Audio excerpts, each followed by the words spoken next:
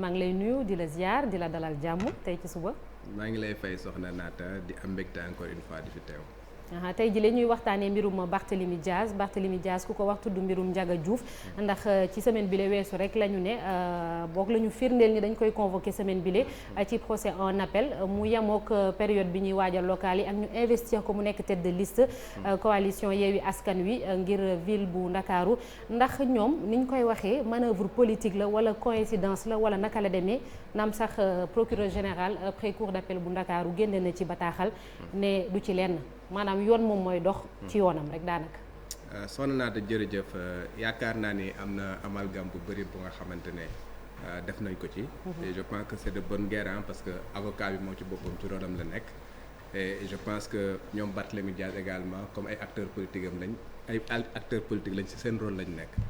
mais tey jii bu fekkee da nga xool affaire u Ndiaga Diouf bi. c'est une affaire bu nga xamante ne mi ngi daté du 22 décembre. 2011. la woon. ça fait presque 10 ans. ça fait 10 ans. mais boo nee 10 ans rek dafay mel ni comme si amul benn acte de procédure bu nga xamante ne def nañ ko ci. en 2017 le 16 février 2017 Barthélémy Dias jugé nañ ko tribunal correctionnel bu Dakar condamné ko à 2 ans dont 6 mois ferme à 25 millions de dommages et intérêts bu mu war a jox la famille de Ndiaga Diouf. jour boobu le procureur avait requis 10 ans de prison ferme. léegi bi ñu ko condamné 2 ans procureur bi moom ci boppam daal di interjeté appel parce que jàpp na ni peine bi nga xamante ne dañ ko teg peine bi dafa yées li mu demandé woon.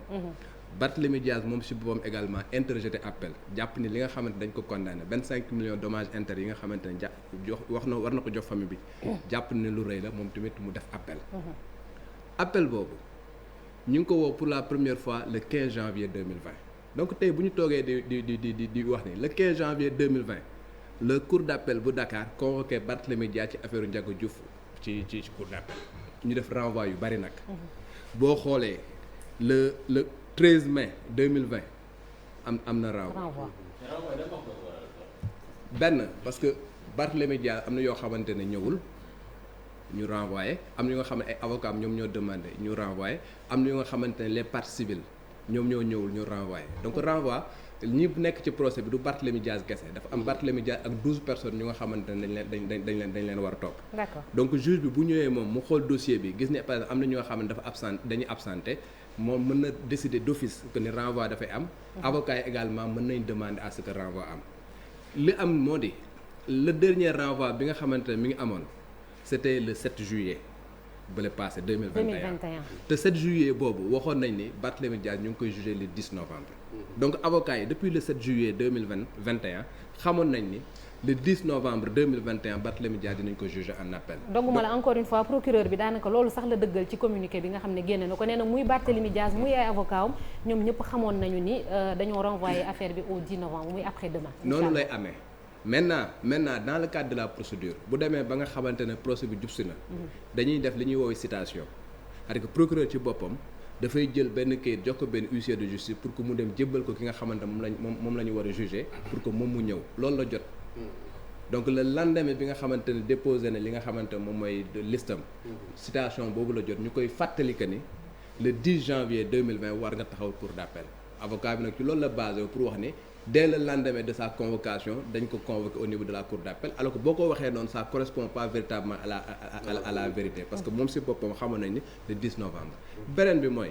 le 7 juillet bi passé. Barthélémy Dias bu ñu ko jugé woon dañ koy jugé par défaut dañ koy condamné parce que nekk fa woon. te en matière pénale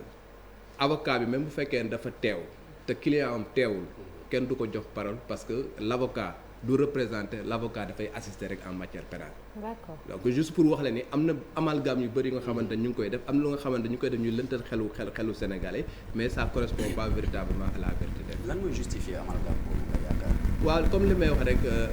on est ci matière politique lañ nekk parce que c'est un dossier politico-judiciaire. donc ki nga xamante ne moom mooy Barthélémy Dias bëgg na tirer la couverture de son côté ñi nga xamante ne ay avocats également. ils sont dans leur rôle parce que bataille d'opinion la ñuy def danañ def lépp la nga xamante ne opinion bi dina ànd ak ñoom ci xeex bi nga xamante dañ koy xeex pour peut-être tordre le bras à la justice pour que justice décide ci li nga xamante moom lañ bëgg mais damay wax ne rek en dernier ressort justice moom mooy ki nga xamante ne moom mooy décider li may wax noonu forme bi la mais boo demee dans le fond mën nga toog nga ne peut-être moom am na raison quelque part wala nangam ak nangam et consort mais je veux dire que il fallait rek ñu rétablir la vérité des faits maintenant bu fekkee ne yow da nga dem ci fond bi wax ne est-ce que dañ ko tooñ wala est-ce que nangam ak nangam ça c'est dans le fond. boobaa di nga wax ni li nga xamante ne moom lañ ko toppee est-ce que réellement moom moo ko def parce que loolu noonu justice moom moo koy décider en justice il y a ce qu'on appelle l'imputabilité des faits il y a un fait qui existe il y a quelqu'un qui est mort qui est imputable de ces faits là c'est la justice moom mooy décider de l'imputabilité des faits. bu demee bañ na par exemple ce fait là a été imputé à Barthélémy Diaz en ce moment là ñu dem ñu doog a xool yeneen affaire est-ce que légitime défense la woon bu boobaa am na li nga xamante moom la code pénal wax par rapport à légitime défense bu fekkee du légitime défense est-ce que amoon na excuse de provocation loolu également dafa nekk lu nga xamante ne code pénal da ko prévoir mais loolu dafay fekk ngeen dem ci fond bi mais toujours est-il que forme bi lii ñuy wax ni que ni par exemple justice bi nangam ak nangam après ça ne correspond pas à la vérité maintenant nag dans le fond du dossier boobaa nag mën nañ dugal yeneen considération pour wax ne dañ ko fekk ci mairie ba attaqué ko est-ce que réellement waroon na tax ñu juger ko est-ce que du légitime défense est-ce que du excuse de provocation yooyu c'est d'autres considérations yu nga xamante ne ci justice ba bu ñu demee ci tribunal ba foofu la ñu toog ñu évoqué ko avocat yi plaider et justice bi décider en dernier ressort. léegi sëñ Cheikh nga baal ma rek comme xel bi day xaw a dem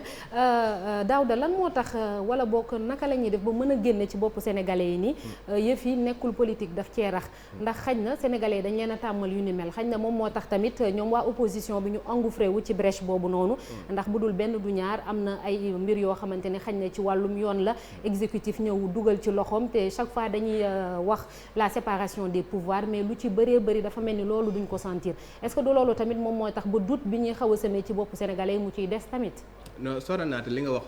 am na parce que justice d'abord li nga xamante ne moom moo ci am solo mooy perception bi parce que dañ naan la justice est rendue au nom du peuple sénégalais.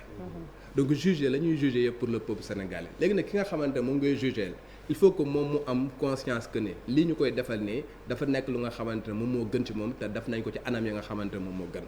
mais nag bu ñu fekkee par exemple am na yenn dossiers yu nga xamante dañu gis ne na nga xamante ne sénégalais yi ñu ngi ko doon xaar gisawuñ ko noonu gis nañ par exemple tey jii toog nañu fii je pense que man ak Chérif Dia toog nañu fi benn édition spéciale bu nga xamante ne ñu ngi doon wax ci affaire Khalifa Sall nu ñu pamtee dossier bi dossier Khalifa Sall dañ ko taxañ en 2 temps 3 mouvements ñetti étapes yi nga xamante moom moo nekk ci procédure judiciaire yëpp dépassé na ko tribunal correctionnel cour d'appel cassation en un laps de temps très court bu nga xamante ne taxañ nañ ko jugement yu mel noonu dafay nekk lu nga xamante ne tax da ngay xamante ni daf lay wóor ne lii nii dañ ko def utiliser la procédure pénale uniquement pour anéantir benn adversaire politique parce que tout simplement nañ ko defee dëppoowul ak na nga xamante noonu la ñu amoon habitude di gis ci li nga xamante moom mooy tëg tey boo xoolee par exemple boo jëlee nga jël rek affaire u Khalifa Sall jël affaire u Barthélémy Diaz ça date de 10 ans. procédure bi nga am depuis 10 ans. bu Khalifa Sall taxañ nañ ko en moins de 2 ans. maanaam bu Khalifa am na fi ci diggante bi ba ñu lijjanti ko ba mu jeex tàkk. ba yeneen amaat bi te bii kenn kiw ko loolu nag moom mooy tax ba en fin de compte les Sénégalais se disent que bon tey jii Barthélémy Diaz nekkagul adversaire politique wala fi mu toll nii solo la guñu nañ tey dossier mu nekk benn genre épée de Damoclès bés bu ñu demee ba nga xam ni ñuy commencé sonal ñu jël ko ñu dépoussiérer ko. parce que tey jii boo xoolee même dans l'affaire Barthélémy Diaz en 2011 c'était le parti démocratique sénégalais moom moo fi nekkoon donc bi Macky Sall ñëwee en 2017 ci lañ ko jugé tribunal correctionnel te bañ koy jugé tribunal correctionnel fekk instant boobu mi ngi commencé woon am problème ñoom neexatuñu moom ñu jugé ko condamné ko bi ñu ko condamné également mu interjeté appel ñu teg dossier bi foofu bi mu demaatee ba nga xamante ne ñu ngi commencé waat ay 2009 2010 ñu jëlaat dossier bi daal di ko yëkkatiwaat évoqué ko cour d'appel bàyyiwaat ko ba tey jii ñëwaat dépoussiéré ko yooyu noonu nag moom mooy tax en fin de compte les gens se disent que dañu utiliser la justice tout simplement pour régler un problème politique et je pense que loolu nag tant que dindiwuñ ko ci notre manière de faire également affaire yu jeexi jaaxe yi du fi jóg. léegi risque yi tam est-ce que mënuñ ko wax maanaam étant donné que jàpp nañ date bi le 10 bi moom nag ñu jamono joo xamante ne investir nañ ko en cas de condamnation est-ce que mën na am njeexital ci taxawaayam. non si dafay am parce que bu fekkee ni yow dañ ko condamné je pense que loolu moo tax sax ñuy yëglu. non si condamnation mën na am parce que déjà condamné nañ ko. au niveau parce que nit dafa am ñetti bal en fait pour dire les choses de manière terre à terre donc justiciable da nga am ñetti bal premier bal bi tiré nañ ko ba pare moom mooy tribunal correctionnel. Donc deuxième bal bi moom mooy au niveau de la cour d'appel. Cour d'appel bu ñu ko condamné mën na dem pourvoi en cassation bu ñu ko relaxé procureur ci boppam mën na dem pourvoi en cassation donc desewaat na beneen niveau. mais bu ñetti niveau yooyu jeexee foofu la ñuy woowee autorité de la chose jugée jugement bi jeex na tàkk ferankulaay na. maintenant nag jugement bi bu ferankulaayee ñu jàpp ni Barthélémy Dias dañ ko condamné pour coup mortel xam nga. condamné ko à une peine supérieure à 3 mois de prison. bu boobaa article L29 bu nga xamante ni moo nekkoon article L39 31 bu code électoral. dafa soppeeku léegi nekk article L29. mën na dal ci kawam bu boobaa la daloon Khalifa Sall da koy dal. moom moo koy dal c'est-à-dire que même si mu nekkoon maire de Dakar. bu boobaa également dinañ dindi mandat boobu jox ko exactement comme ni daloon Khalifa Sall. donc njeexital bi loolu la. tey jii bu fekkee ni jugé nañ ko tey jii accéléré procédure mu dem cassation ñu condamné ko définitivement du bokk maire su fekkee ni également entre temps nekk na maire ñu dem ba cassation ñu condamné ko également à une peine xam nga bu boobaa également dafay génn parce que boo jëlee article L29 bi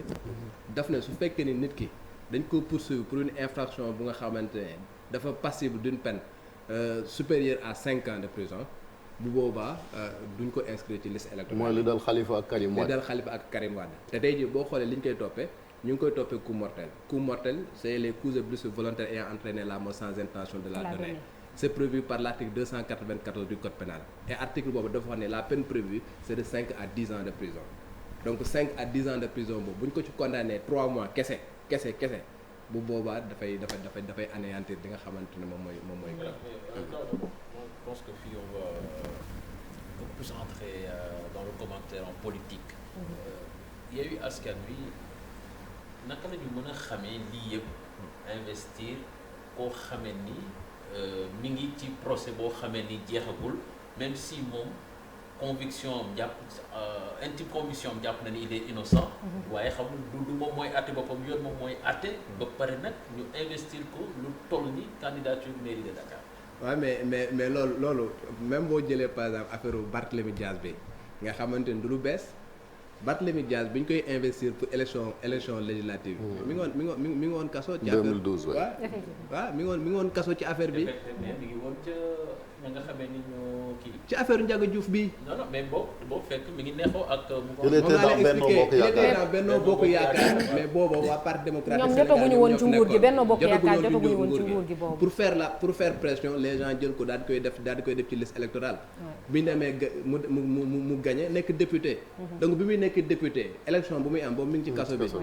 donc tey ji bañu même affaire Ndiaga Diouf bi bañ koy war a juger dañoo demander la levée de son immunité parlementaire. xam nga ñu ñëw fii lever immunité parlementaire pour mën ko juger donc loolu yëpp c'est des manœuvres politiques bu nga xamante ne en ce qui concerne Barthélémy Dias amoon na et je pense que moom moo amaat l'histoire c'est tout simplement répété parce que defoon nañ ko du temps wu ñoom ñi mu neexoon ak ñoom Macky Sall et consorts c'est ce qu'ils avaient fait à l'époque ñëpp ñu ngi ko doon défendre le président Macky Sall défendre na ko à plusieurs reprises keneen défendre na ko ñu jëloon ko daal di koy def ci ay listes électorales tey ji également dañ ko defaat ci ay listes électorales pour faire pression sur la justice dans tous les cas même bu ñu ko condamné également je pense que bataille politique moom mooy continuer rek bataille d'opinion bataille politique pour essayer au moins faire en sorte que affaire boobu ñu anéantir ko comme ni ñu defoon bële. mais quelque part c'est tirer une balle quand même parce que même su gagné élection. ñuy renvoyer procès bi day jox porox ndollu fekkee li ñuy wax ni que pouvoir judiciaire bi libreul. ça veut dire que kon. à chaque fois su ko nguur gi bëggee faagaagal ci mairie de Dakar day am possibilité pour jaar foofu. non en fait xam nga li ñu war a comprendre c'est-à-dire que tey jii au niveau de la justice chaque fois ils te disent que ñun suñu yoon nekkul ci politique. mais tey jii même boo xoolee dans la procédure pénale lañ on te dit que le juge est saisi in rem le juge est saisi d'une chose c'est-à-dire que juge bi tey bu ñu ñëwee ay faits lañ koy jox. bu ñuy ñëwee ñoo ne ko attaque bi nga xamante ne moom moo amoon le 22 décembre fële à Mermoz yaa Ndiaga Diouf qui est décédé xam nga enquête préliminaire def nañ ko lii mooy procès verbal bi juge d'instruction bi lii la jël comme pièce affaire jam lii mooy les faits jugé par rapport à cela le juge il va se baser sur ça et sur les témoignages ak les débats d'audience ñëw bu fekkee ni jàpp na ne par exemple culpabilité am na mu jël xool code pénal article bi nga xamante ne moom la kii mu appliqué wu loolu lay def. Non, dans tous les cas c'est comme ça que ça se passe maintenant ce qu'il faut dire c'est que tey jii nous avons quelqu'un bu nga xam moom moo nekk le maître des poursuites ki nga xamante moom moo am l'initiative des poursuites. Celui qui a l'initiative des poursuites c'est le procureur de la République. Le procureur de la République c'est le pendant de la justice, c'est de l'exécutif. Donc c'est quelqu'un qui peut recevoir ces instructions directement du ministère de la Justice. Le ministre de la Justice peut recevoir directement ces instructions du président de la République. Donc problème bi foofu la le fait que on ait un procureur de la République bi nga xamante ne qui est un pendant de l'exécutif et bu nga xamante ne moom mooy le maître des poursuites. moom mooy am possibilité enclencher une procédure. moom mooy am possibilité également téye benn dossier moo am possibilité def leneen parce que tey jii moo wax la leen par exemple dans l'affaire Adji Sarr le procureur juge d'instruction bi mu paree par exemple jël dossier bi daal di koy jox pour ces réquisitions mais dossier baa ngi foofu mu téye ko heure bu ko neexee la koy génne par exemple daal di koy joxe ça dafa am poids bu nga xamante ne. mën na koo génne instant yi tamit. heure bu ko neexee mën na ko génne léegi bu ñëwee par juge d'instruction bi amul benn possibilité ñëw na ko dossier bi ma la joxoon delloo ma ko amu ko donc moom bu ñu ko joxee dossier te le juge d'instruction a l'obligation su waree def ses réquisitions daal demander au procureur bu waree par exemple def benn acte de procédure dem jox dossier bi procureur bi pour demander ko ses réquisitions. maintenant nag amul fenn fu ñu encadré ñëw na ko tu as 6 jours tu as 7 jours tu as 9 jours tu as nangam ak nangam dossier bi mu ngi foofu heure bu ko neexee lay ñëw def ses réquisitions daal di ñëw. daal di koy jox même si on est. il nous reste une minute loolu mooy andi. Serigne baa ngi fi donc une minute Chérif Dia le temps que ñuy jàll ci beneen mi ngi façon suba doo xëy si est-ce que mën nañoo wax fii affaire prescription parce que mbir yaa ngi dem boobaak léegi mu mat fukki at est-ce que dafa am ab boo xam ne fotole moom dossier bi dañ koy suulam déet non prescription amu ci parce que y a des actes de procédure yu am parce que prescription bu ñu koy wax mooy affaire benn fait bu amee su amee par exemple 3 ans te defuñu ci benn acte de procédure bu boobaa dafay am 3 ans yi amul benn lu nga xamante ni def nañ ko ñu ne prescription am na bu fekkee ne en matière de délit comprends nga donc un délit se prescrit sur 3 ans alors que tey par exemple man sàcc naa kii mu tuddati si Chérif dem naa ci compte bancaire am wala dem naa ci coffre-fort daal di fay sàcc dara mu def 3 ans de porté wul plainte deful dara affaire yooyu même bu fekkee ne après 3 ans ba mu découvrir ko bu demee porté plainte mën lu ma dara parce que prescription dafa am amul benn acte bu ñu teg mais lii dans cette affaire là même bu fekkee ne am na 10 ans y a des actes de procédure y a une instruction qui a été faite xam nga y a un renvoi devant le tribunal correctionnel y a un jugement qui a eu lieu y a une convocation y a un enrôlement au niveau de la cour d'appel y a eu des na laa koy wax sax des renvois ba tey ji convocation pour le 7 novembre prescription mënu ci am merci beaucoup jërëjëf Daouda Mine Barthélémy Dias ñu convoqué ko après demain insha allahu rabbi jàngat bi am na solo amati na solo Daouda Mine jërëjëf merci beaucoup dafay des ak ñun dañuy jàll ci kanam tuuti ak document exclusif bi ñu leen doon annoncé sànq